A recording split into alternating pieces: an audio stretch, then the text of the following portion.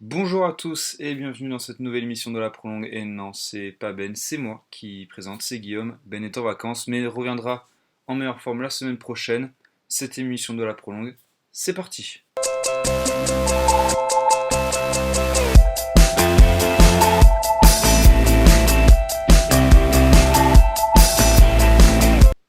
Et pour cette septième émission, j'ai un rédacteur PK Foot avec moi, qui était déjà là la semaine dernière. Darin, comment ça va? Ça va et toi? Tranquille, tranquille, hein, on est là. On va parler bien évidemment des demi-finales de la CAN qui ont rendu leur verdict. J'ai presque eu bon son prono pour une fois. Et aussi, on va conclure cette émission avec forcément le joueur dont tout le monde parle en ce moment, c'est Neymar. Alors, petite précision, nous enregistrons lundi. Donc peut-être qu'il va se passer des choses entre-temps avant que l'émission sorte par rapport à Neymar, certainement. Donc peut-être que nous serons plus en cohérence avec ce qu'on va dire, avec ce qui s'est passé. Je tiens juste à vous le dire. Alors, donc, tout d'abord, la CAN, comme on l'a dit, voilà. Sénégal-Tunisie en demi, car le Sénégal s'était défait du Bénin en quart. Malheureusement, Madagascar s'est fait éliminer par la Tunisie de son côté. Les deux équipes s'affrontaient hier et but de Bron, malheureusement le Tunisien qui va marquer contre son camp et qui va offrir la qualification aux Sénégalais en prolongation. Darin, je sais pas si tu as regardé beaucoup de matchs du Sénégal pendant cette CAN. Logique, pas logique pour toi cette qualification ou pas? Même sans avoir vu la demi, par exemple, au vu de Ouais, la CAN. sur le papier, logique parce que le Sénégal a une équipe très solide, au global, quoi, on va dire, très cohérente, et a des individualités qui sont très fortes au niveau de l'Afrique et même au niveau international, donc assez logique. Après, j'ai pas vu le match, hein, je me suis laissé happer par Djokovic et Federer, pour être franc. Je vais pas te mentir Mm. que moi c'était en double écran. Il y a des moments, je suivais pareil plus Djokovic Federer que Sénégal-Tunisie. Hein. C'était plus tentant. Hein. Ouais, voilà, c'est ça. Donc, mais bon, moi j'avais qu'un seul écran malheureusement et j'ai vu que les 5 dernières minutes. Donc, mon avis sur ce match sera pas très pertinent. Mais oui, en tout cas, sur ce qu'ils ont montré, le Sénégal, pour moi, c'est assez logique. La Tunisie, c'est bien battu. Hein. Faut pas non plus. C'était pas un match à sens unique, loin de là. Le score en atteste. Mais pour moi, c'est assez logique. Et le seul petit bémol pour eux, hein, si on devait remettre même, ça va être plutôt même un gros bémol, c'est Koulibaly qui va louper la finale. Ouais, malheureusement pour le Sénégal, comme tu fais bien de le signaler. La Tunisie qui s'est bien relancée après un début de CAN très mitigé. Hein, on l'avait dit un peu il y a une semaine que ce match contre le Ghana en 8ème pouvait les relancer. Mais ça les a totalement relancés puisqu'ils ont battu ensuite Madagascar qui était une équipe non plus, mais forcément. C'était un peu la petite surprise à battre. Hein. Ils les ont battus largement 3-0. Et malheureusement, cette défaite qui fait mal. Malheureusement, on va encore rajouter, mais encore une polémique de la VAR. J'ai l'impression que la VAR, encore plus en Afrique, a des fonctionnements bien bizarres. Donc avec ce penalty donc refusé pour la Tunisie donc dans la dernière minute pour une main. Apparemment, l'arbitre juge qu'il n'y avait pas intentionnalité de la main, etc. Bon, le cas était très divisé de ce que j'ai vu. Malheureusement, ça tourne contre la Tunisie. Voilà, la CAN qui n'aura pas été épargnée par ces problèmes d'arbitrage, etc. Malheureusement, c'est un peu comme ça. Et surtout l'Afrique, hein, donc on sait que l'utilisation de la VAR a fait très polémique. On se souvient d'une finale de Ligue des Champions qui avait très très mal tourné. Où je crois ça s'est carrément fini sur tapis vert, il me semble, puisqu'il y a une équipe qui contestait la VAR. Enfin bref. Malheureusement, c'est Bah, assez le, dommage. ouais, le problème de la VAR, je pense, on va y être confronté à chaque compétition. Quand tu vois que ça pose problème même en Ligue des Champions, là Mm. où on est dans la compétition européenne par excellence, qui brasse le plus d'argent, donc qui est censé avoir le plus de moyens. Donc je pense que de toute façon, la VAR a créé de nouveaux problèmes et on n'en aura pas fini avec tant qu'il y aura encore la VAR, tout simplement, je pense. Ouais, malheureusement c'est ça. Mais je pense que ça dépend surtout pas des mecs qui l'utilisent, parce que forcément, c'est le même fonctionnement partout. Je pense que c'est juste du jugement de l'arbitre lui-même, et c'est ça qui change, hein, malheureusement, c'est l'arbitre lui-même. Et souvent, on a des grosses erreurs de jugement de la part de l'arbitre, hein, voire même de la VAR, parce que des fois, c'est la VAR du coup qui juge si l'arbitre va le être. C'est pas une question d'utilisation, c'est plus une question de jugement personnel, et malheureusement, ça fait tâche, hein, des fois, hein, parce qu'après on peut se dire, il y en a qui peuvent dire ouais, même, du coup, il accorde pas parce que pour lui, il se sent plus proche d'un telle équipe, ou etc. Et ça peut donner à de propos ambigus et faire des amalgames rapides, malheureusement. Et c'est dommage parce que je trouve que la vidéo, c'est une avancée technologique qui est énorme dans le foot. Et c'est un peu gâché, malheureusement, sur ce côté-là. Ouais, ouais, bah ouais, c'est parce que tout simplement, on se dit qu'avec la VAR, bah, c'est fini, la moindre notion d'injustice, pardon, Hmm. on n'en aura plus. Mais comme tu le dis, on reste des humains et l'erreur est humaine. Et même si on a la VAR, on peut pas avoir un foot complètement juste. Par essence, ce sera jamais complètement juste de toute façon. C'est sûr. En tout cas, la fin de match qui a été très entachée du coup par ce penalty refusé. Alors, je n'ai pas eu de confirmation, mais j'ai vu passer sur Twitter, en tout cas, plusieurs rumeurs en fin de match, comme quoi Wabi Kazri se serait un peu emporté envers le coach sénégalais en fin de match. Donc après le coup de sifflet final, il aurait apparemment essayer de tenter de le frapper selon certains journalistes de ce que j'ai vu passer. Ce n'est pas sûr, donc propos à prendre avec des pincettes évidemment. Mais si ça s'avère vrai, bah, c'est extrêmement dommage et on peut penser que le joueur bah, il sera suspendu pour quelques matchs à mon avis avec la Tunisie si ça s'avère vrai. À mon avis, Mm. pour toi je pense que ce sera pareil. Ouais, ouais, si c'est vrai, il sera suspendu et à juste titre, hein. C'est pas un comportement Ouais, qui est forcément, acceptable. Et c'est qui plus ça. est pour lui qui est entre guillemets en tout cas censé être le porte-drapeau de la Tunisie Mm. et qui a un comportement qui est assez nickel en Ligue 1, on le voit chaque semaine. Ouais, Et là, s'il a vraiment fait ça sur le coup de la frustration, hein, évidemment, mais ça n'explique pas tout. Donc, ouais, il c'est risque gros. sûr. Si c'est vrai, il risque gros. Ouais. Ouais, c'est sûr. On verra bien si cela s'avère vrai. J'ai pas vu de communication passer ce matin en tout cas, donc on va pour l'instant laisser passer cette rumeur. On verra bien. Et du côté de l'autre demi-finale, du coup, l'Algérie en quart s'est difficilement échappé de la Côte d'Ivoire au tir au but. Ils ont eu de la chance car ils avaient le tir au but de la gagne avec Belaïli qui l'a raté. Heureusement pour lui, il y avait Serey Didier, pardon, qui le rate pour la Côte d'Ivoire et qui envoie l'Algérie en quart. Ensuite, du côté de l'autre quart de finale, c'était Nigeria contre Afrique du Sud, une rencontre qui a été très serrée. Certainement l'une des plus belles rencontres de cette CAN. Ça jouait vraiment bien au football. On l'avait pronostiqué hein, comme une rencontre un peu compliquée pour le Nigeria, où l'Afrique du Sud pouvait créer la surprise après avoir créé la surprise contre l'Égypte, et forcément. Le Nigeria s'en est sorti de ce piège sud-africain, et donc ces deux équipes se retrouvaient en demi, avec victoire de l'Algérie, 2 buts à 1.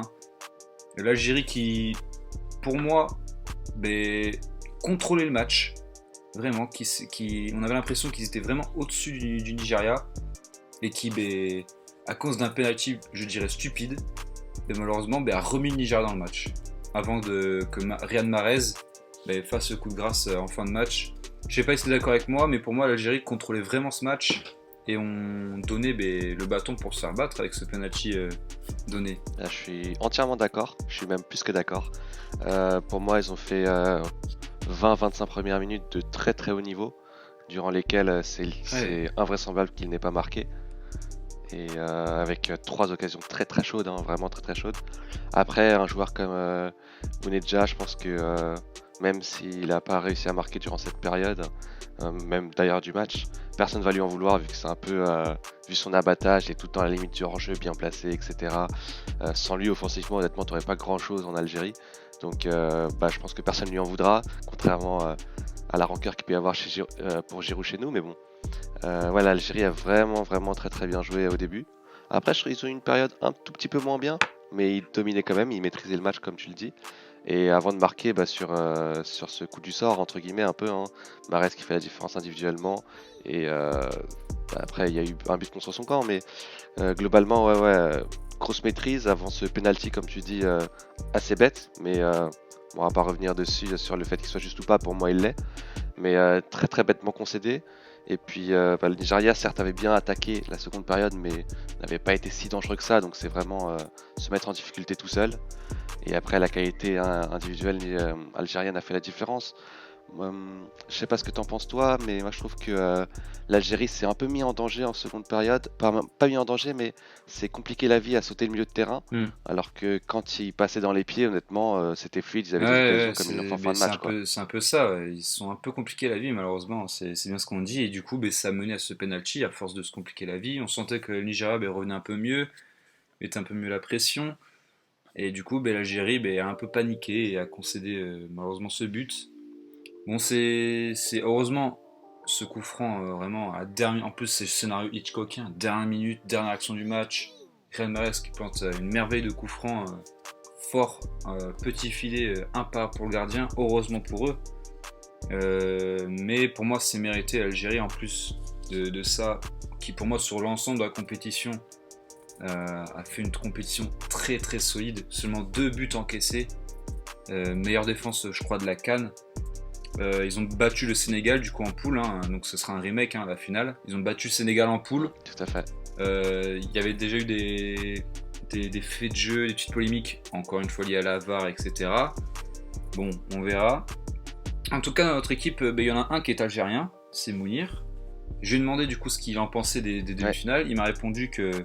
Alors pour lui, les demi-finales de la CAN, ça ressemble à l'Europa League d'il y a un an. Le Sénégal, c'est l'OM qui est arrivé en finale, des adversaires abordables, pas de réelle frayeur, et une arrivée en finale sans avoir vraiment brillé tactiquement. Là, je suis à peu près d'accord avec lui. Ensuite, l'Algérie se paye un parcours d'une difficulté déconcertante. Sénégal en poule, Côte d'Ivoire puis Nigeria, manquait plus que Ghana. Avec ce parcours, Belmadi, donc le coach, a créé un renouveau en Algérie, prouvant qu'il n'avait pas besoin de rockstar. Hein. C'est un peu à l'instar de Didier Deschamps. Donc il s'est passé de Ben Taleb, de Safir Taider, notamment en Algérie, de ces gros joueurs, mais pour prendre des plus petits soldats, à l'image d'un Belaïli ou Gaïdjoura. Éclosion, du coup, un peu plus au monde entier, même si pour moi, vu que je suivais la Serie A, pour moi c'était déjà un crack à l'époque, c'était Ismaël Benasser, forcément. Oui, Qui j'espère va signer en Ligue 1 un jour. Mais en tout cas pour lui, en plus forcément en plus d'être algérien, pour lui l'équipe d'Algérie a démontré qu'il méritait d'être pris au sérieux, de trôner sur le podium d'Afrique, et pour moi c'est mérité. Donc ils survolent cette compétition. Pour lui c'est un peu une vraie surprise pour certains joueurs qui sont là, hein. Donc Belaïli comme on l'a dit. Donc pour lui forcément très content de cette qualification. Mais ouais, lui, il met vraiment en lumière ce qu'a fait le coach, donc Belmadi, et surtout leur parcours qui est assez compliqué pour accéder en finale. Et pour moi, je suis un peu d'accord avec lui. Hein. Pour moi, c'est mérité. L'Algérie mérite d'être en finale et mérite pour moi de gagner. En prélude de cette finale, toi, Algérie-Sénégal, ça s'est déjà joué en poule. Il y avait eu 1-0 pour l'Algérie. Là, ce match est un autre match, puisque c'est une finale. Et une finale peut tout changer. Pour toi, que vois-tu lors de cette finale ? Alors, je vais pas être très original, hein, je vais être assez d'accord avec vous. On en parlait déjà la semaine dernière, l'Algérie et l'équipe, on en parlait, on disait que c'était celle qui tient son rang en termes de jeu, tout aussi bien qu'en termes de résultats. Et là, cette demi-finale conforte cette impression parce que, comme on l'a dit, hein, ils se sont fait un scénario assez dingue, mais par eux-mêmes. Je suis plus partant pour dire que l'Algérie est bien partie pour le faire. Comme tu l'as dit, des belles révélations comme Benasser. Et tu fais bien, j'avais, pour te dire, complètement oublié l'absence de Ben Taleb. J'y avais pensé en début de compétition, mais dis-toi que le jeu algérien me l'a fait oublier. Moi j'aime. Ouais, c'est ça, c'est qu'au final, on voit qu'ils n'ont pas trop besoin. En Ouais, plus. C'est ça. c'est assez dingue, surtout que c'est un joueur individuellement. Moi j'aime bien regarder la Mm. Bundesliga, c'est un joueur individuellement qui est très fort. Et c'est vrai qu'avec le maillot d'Algérie, il n'a jamais été aussi convaincant qu'il avait pu l'être par séquence à Schalke. Donc ouais, c'est au final comme le dit Mounir. Je suis d'accord avec lui, beau coaching de Belmadi, qu'on a surtout connu nous en tant que joueurs en Ligue 1 et qui montre qu'il est un bon entraîneur. Et je vais faire un petit aparté sur Mahrez, dont on parle. Alors, si il y a une star en Algérie, c'est bien lui. Et pourtant, là où je trouve assez intelligent, c'est qu'il n'est pas tombé dans le piège mégalomane, si j'ose dire, de l'homme providentiel. Tu vois, il fait jouer tout le monde. Il cherche pas à faire la différence seul, à forcer les choses. Et c'est vraiment intelligent de sa part, tout en étant décisif, hein, sur le premier comme sur le deuxième but en demi-finale. D'une super manière d'ailleurs sur le deuxième but avec un coup franc. Voilà, hein, comme tu l'as dit, scénario parfait. Et là-dessus, il m'étonne un peu parce que pour regarder également un peu la Première Ligue, City, il se comporte pas toujours comme ça. Il force un peu plus à City parfois. Il ralentit même le jeu dans une mécanique très bien huilée. Ouais, il sort d'une saison assez moyenne quand même à City, Ouais, hein, on va pas se mentir, il sort d'une saison assez moyenne. tout à fait. Et c'est pas le même Mahrez qu'on voit là en équipe d'Algérie. En équipe d'Algérie, vraiment là, il a un rôle plus, on va dire que de leader, mais également, il joue bien plus intelligemment, à mon sens, à pas ralentir le jeu comme à City, où tu as l'impression que, étant donné la concurrence, il veut se montrer. Là, il joue simple, il joue bien, et c'est vraiment plaisant de le voir comme ça. Mm. Ben ouais, je suis totalement d'accord avec toi. Donc pour moi, à venir pour mon prono, et là attention, là je sens Mounir qui tremble en entendant mon prono. Hier c'est passé, mais là je vais redire Algérie du coup, hein.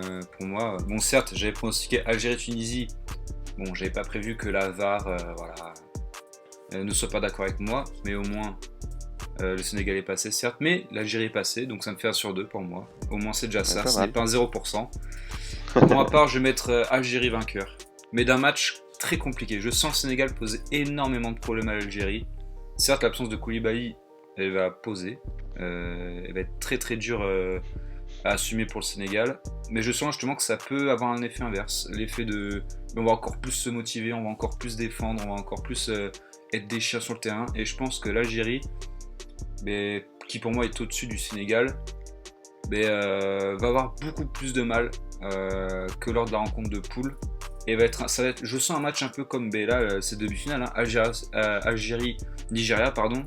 Je sens une rencontre à peu près pareille. Un 2-1 de l'Algérie qui voilà, à peu près le même scénario que la demi, je pense. Pour moi, ça sera ça. Le Sénégal, comme le Nigeria d'ailleurs, hein, a des joueurs très véloces qui peuvent poser problème à la défense algérienne.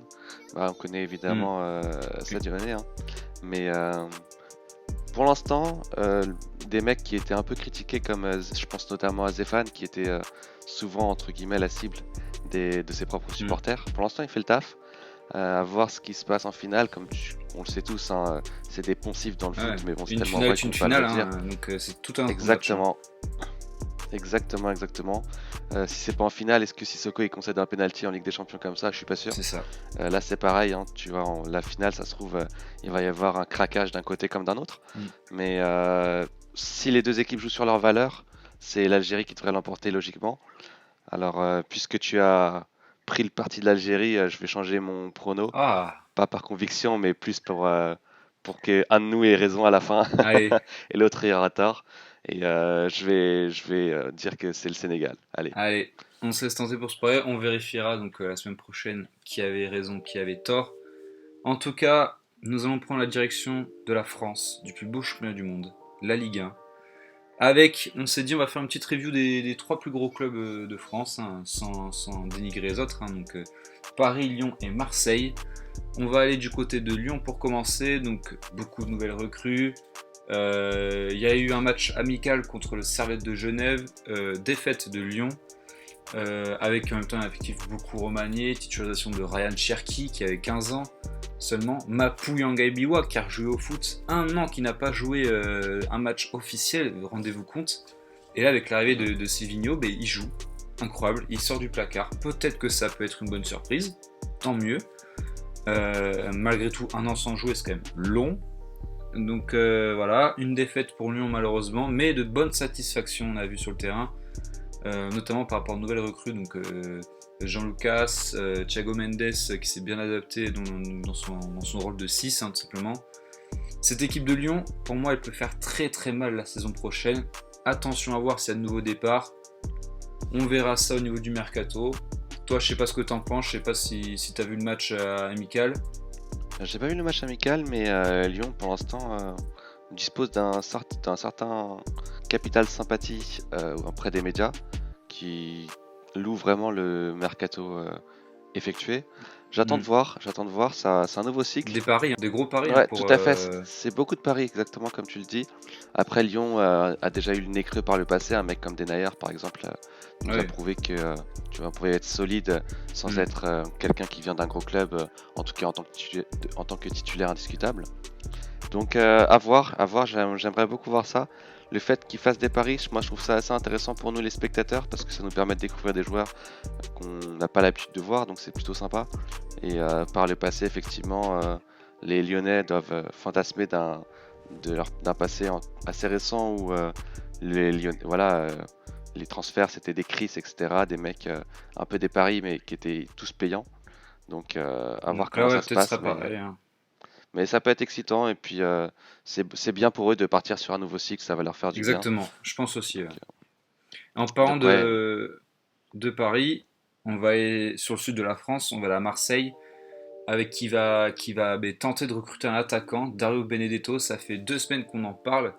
Et le Boca Juniors en réclame 16, l'OM pour l'instant en met 13. Donc c'est pas encore fait. Le joueur est intéressé apparemment selon les dires de RMC, donc c'est une info très fiable, on peut le dire. J'ai demandé à Mounir ce qu'il en pensait. Donc pour lui, il sait pas trop à quoi s'attendre, parce que quand il va jouer, il dit qu'il a la rage, la grinta qu'on aime et une belle qualité de finisseur. Mais tu dis il dit ouais, grâce au compil YouTube, on a quand même réussi à vendre Alessandrini au LA Galaxy. Donc si ça foire, ça fera 30 millions de perdus si on compte les 15. Donc on a mis sur Mitroglou, et là je suis quand même d'accord avec lui, c'est quand même 30 millions, c'est pas rien. Déjà 3 ans que l'OM Champions Project, et le dernier buteur qu'on a vu c'était Bafé Gomis sous l'ère Labrune, donc il serait temps de nous amener un vrai top buteur, et surtout quelqu'un dans un club qui a la culture des buts comme à Marseille, et qui tient la pression, et il pense que Benedetto de ce point-là devrait tenir la pression, hein, vu qu'il joue au Boca Juniors, etc. Donc pour lui, on a connu Gignac, Rémy, Niang, Drogba, Batshuayi, et là ça fait 2 saisons qu'ils ont Germain Costas et qu'ils en peuvent plus. Et pour lui, il a mis un petit tacle à Balotelli à la fin. Je ne le compte pas, un mec qui est là que pour 6 mois, on appelle ça un stagiaire, pas un joueur de l'OM. Là, j'étais assez d'accord avec lui. Et pour Benedetto, moi je sais pas trop quoi en penser. Il a aucune expérience de l'Europe. Il est surtout un peu plus vieux, hein. C'est pas comme si un mec sort du championnat argentin et qu'il a 21-22 ans, quoi.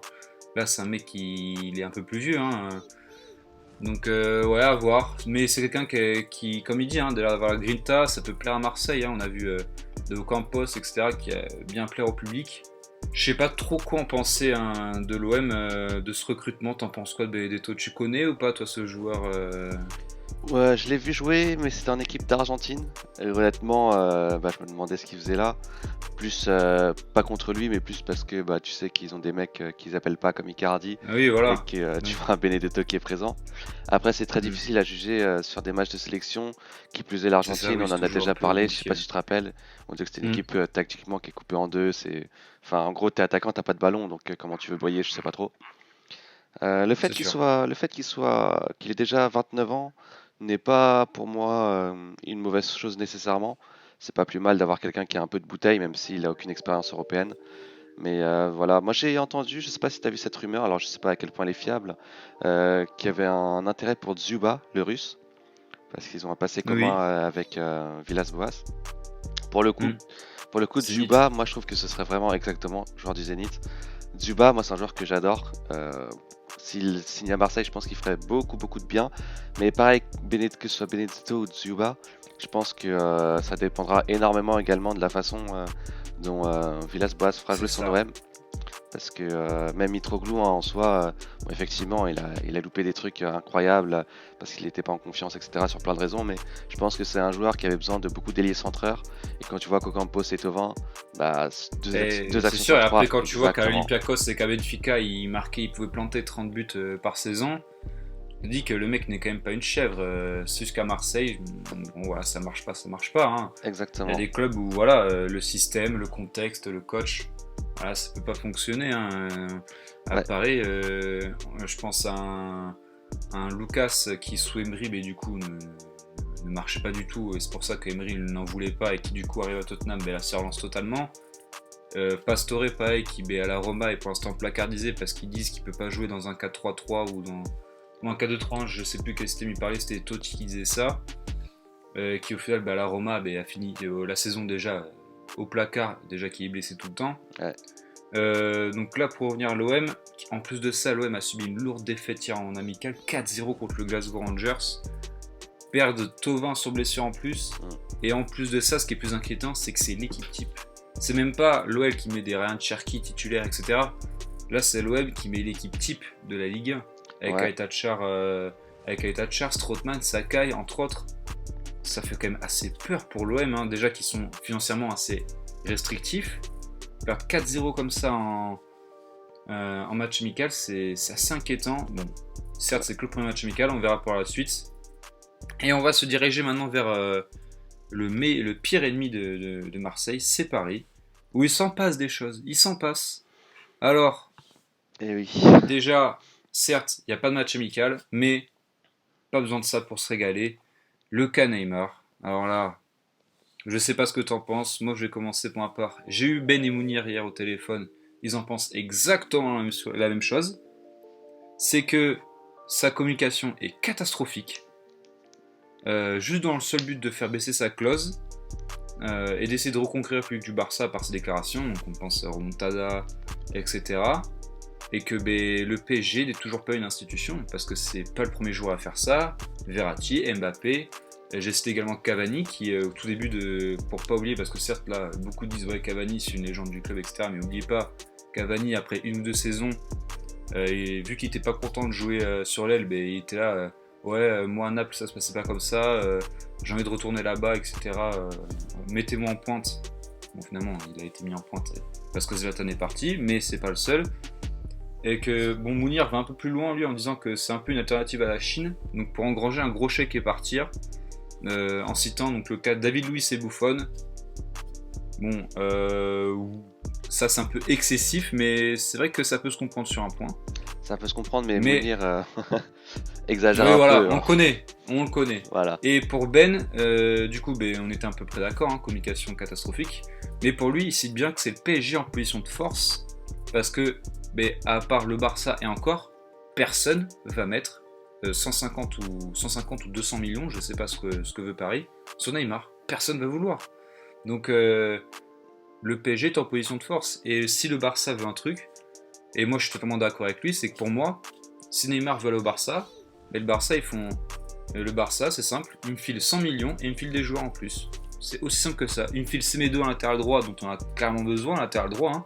Tu me files Semedo, Coutinho en attaque pour remplacer Neymar. Mais moi je suis ok, je te le donne. Je te le donne avec 100 millions en plus. Comme ça, je peux recruter un bon 6, un Milinkovic-Savic. Et voilà, moi ça me va. Neymar, voilà, si une très grosse offre qui arrive, moi je le laisse partir. Le mec, tu peux pas le laisser partir. Enfin, tu peux pas le retenir contre son gré, malheureusement. Donc c'est comme ça. Moi, avec Ben, on en parlait. Pour moi, c'est du 50-50 pour partir, ne partira pas. Maintenant, il est censé reprendre l'entraînement. Donc aujourd'hui, on est lundi. Ouais. Donc on verra, il peut se passer encore des choses entre temps avant que l'émission sorte, donc attention, peut-être qu'on ne seront plus cohérents. Hein. En plus, Leonardo, on sait que je pense qu'il va prendre Neymar entre quatre yeux, il va faire ok, c'est simple, là tu vois ta carrière, elle est en train de partir d'un temps de ta carrière, tu vas rentrer dans ton prime, tu t'es pété plein de fois, là maintenant tu dis que tu veux plus être un leader et que tu vas retourner au Barça dans les jupes de Messi. Écoute, c'est simple, ok, mais alors le Barça doit mettre le prix tout simplement, sinon tu restes ici. Et ça peut faire baisser la cote de Neymar tout simplement. Pour moi, Neymar il veut faire baisser sa cote pour que le Barça espère de le reprendre. Moi je le vois comme ça en tout cas. Je sais pas si tu vois pareil, mais pour moi je vois ça. Ouais, c'est clair que s'il voulait être indésirable au PSG, il pourrait pas mieux s'y prendre. C'est comme si tu disais à ta copine actuelle, le meilleur souvenir de ma vie c'était avec mon ex, quoi. C'est pas très intelligent, quoi. C'est pas la meilleure façon d'être en bon terme. Sachant que Neymar, voilà, il sait très bien que chaque phrase sera répétée, amplifiée, surtout pour lui. C'est Et ça. puis voilà. Et puis en gros, il fait pas ça pour rien. C'est voilà, personne n'est naïf, Ah oui, personne n'est dupe. mais sortir la phrase de la remontada en disant que c'est ton meilleur souvenir de vestiaire avec le contexte actuel, Exactement. je peux comprendre. Ok, il le pense. Je pense aussi que c'est la remontada, son meilleur souvenir de carrière. Oui, Sauf oui. que t'es au PSG, la remontada c'était contre le PSG, et en plus de ça, on parle de rumeurs pour revenir au Barça. Oui, c'est ça. Le contexte, il s'y prête pas du tout. Sors les JO 2016, sors la finale Ligue des Champions contre la Juve, sors un autre truc, mais sors pas cette phrase-là, parce que tu sais que ce serait une polémique. En plus de ça, Neymar, il parle pas. C'est toujours son père qui s'exprime à sa place au niveau des polémiques, rumeurs, etc. C'est jamais lui qui s'exprime. Donc c'est très compliqué, une communication très lisible, très négative. Et c'est vraiment dommage, surtout pour un joueur qui voilà, c'est une star Neymar, ça fait chier en fait qui se rabaisse à ça, on va dire. Pour moi, c'est une communication qui est voulue. Encore une fois, comme tu l'as Mm. dit, il peut citer plein d'autres exemples et il le fait pas. Il sait très bien que ça va être répété, amplifié, etc. Donc c'est voulu et sa volonté est on ne peut plus claire. C'est juste que honnêtement, Ouais, il pourrait dire plus simplement, oui, je me suis trompé en allant au PSG, je suis pas heureux et j'aimerais partir, sauf qu'il veut pas aller jusque là. Mais en filigrane, tout le monde a compris ce que ça voulait dire. Après, c'est ça. après, il y a, comme tu le dis, hein, effectivement le PSG en position de force parce que ça se bouscule pas au portillon, dans la mesure où pour recruter Neymar, bah faut énormément de ressources et tout le monde les a pas. Après, comme tu l'as dit, avec le Barça, faire un échange avec deux joueurs, ça peut être intéressant. Qui plus est avec une manne financière pour recruter un milieu qui est fort. Tu parlais de Milinkovic-Savic, effectivement, c'est pas ce que j'appelle un 6 mois, mais effectivement c'est un milieu fort. Et le PSG, voilà, aurait Oui, peut-être oui. besoin d'un milieu complet comme lui, qui sait Mm. mettre de l'intensité, qui sait mettre de l'impact, qui sait faire des passes, et surtout qui a un certain gabarit, parce que dans les airs, ça pêche un peu au milieu du terrain au PSG.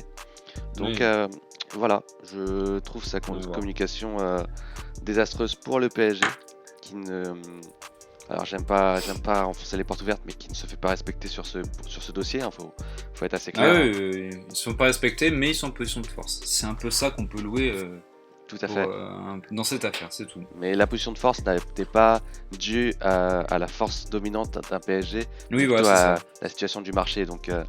C'est ça. Donc voilà, Mm. je pense que Neymar, je vois pas très bien comment il pourrait continuer dans ce contexte.